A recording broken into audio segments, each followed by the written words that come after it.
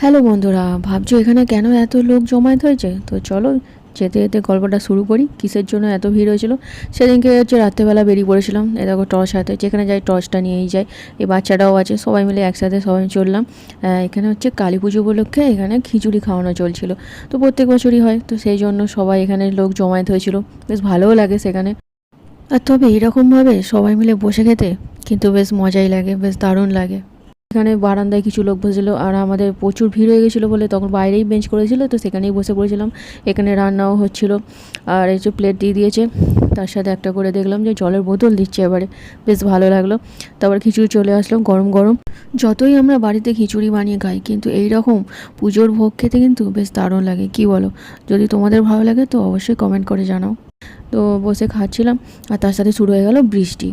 আর বৃষ্টি তার সাথে খিচুড়ি গরম গরম, মানে দুটো একেবারে জমে গেছিলো।